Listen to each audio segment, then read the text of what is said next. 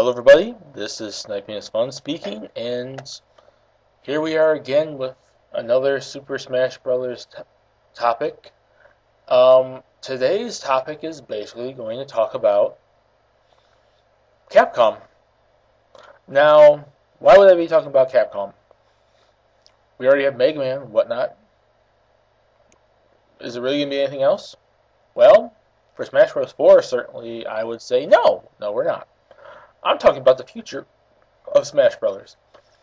And I'm basically talking about the idea that if, and this is a big if, it's a scenario, people. It's not like it's going to happen. I'm just talking about my opinion on if it did happen.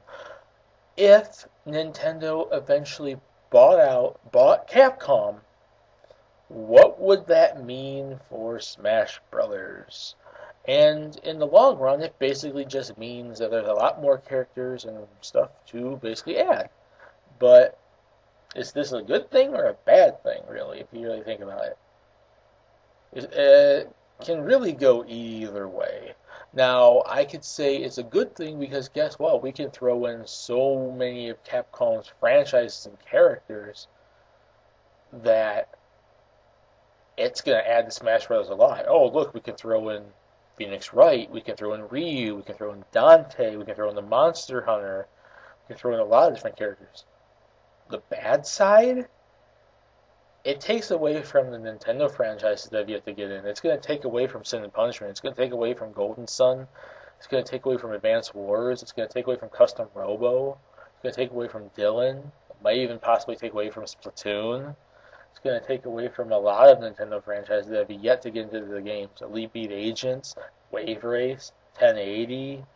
It's going to take away from a ton of franchises that have yet to get some sort of representation, in Smash Brothers.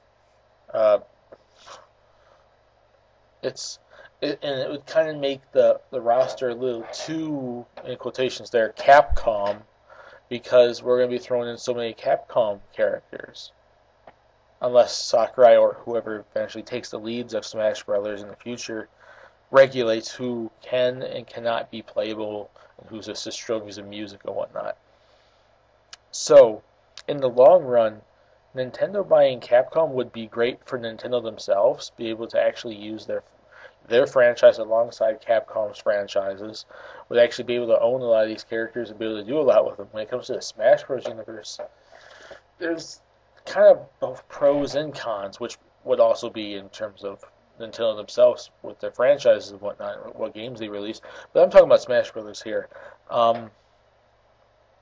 There's, like I said, there's pros and cons. Pros, a lot of characters to add. Cons, it takes away from Nintendo franchises that have yet to get in, which, quite frankly, people, there's a lot. If the Xeno series still has yet to be in, which will probably be in this game, and there's probably going to be a Rhythm Heaven character. But like I said, those other ones like I named, like Sin and Punishment, Golden Sun, Advance Wars, Elite Beat Agents, Custom Robo, and whatnot. So yeah, and it also would make the roster a little too Capcom. Now, unless they regulate and say, oh, okay, we're only going to put this many Capcom characters in, it could get a little bit out of hand. But just imagine, people, just imagine a Smash Bros. Game where you can play as Phoenix Wright, you can play as Amaterasu, you can play as Dante, you can play as Ryu, you can play as Jill Valentine, Chris Redfield, Albert Wesker, you can play as, trying to think of other characters, you can play as Arthur and Firebrand, you could play as the Monster Hunter, you could play as, like, Felicia and Morgan. You could play so many Capcom characters, Strider and Mike Hagar and Scorpion from Saturday Night Slam Masters, people. I'm not talking about Mortal Kombat Scorpion because that would make no sense here because it's not Capcom. Other characters, like what other characters do they actually, like could they actually put in? Wow, like Capcom's library is so big. You'd be able to add Frank West or Chuck Green. You can add their library of games, of their franchises, is so big. You could add more Mega Man characters. You could add like Base. You could add Proto Man, Zero, Sigma. Um, you could add Tronbon. You could add all those characters. Like, just imagine who they can add, just how much those characters can bring to the table in Smash Brothers. But then at the same time, whose spot are they taking away from? Oh, look, because we're putting this in, we're not going to get a fire. We're not going to get a Advanced Wars rep, or a Sin and Punishment rep, or a Golden Sun rep, or a Custom Robo, or any of these franchises that have yet to actually be put in the Smash Brothers. So in the long run, if Nintendo bought Capcom and if that was included in Smash Brothers, it literally has both a good and bad outcome for the game, unless Sakurai or whoever develops the game at the time regulates what in the world's going on and who in the world is being represented and what in the world is being included. So yeah, in the long run, it's a good and a bad thing. Like, we get all these characters, just all these characters, but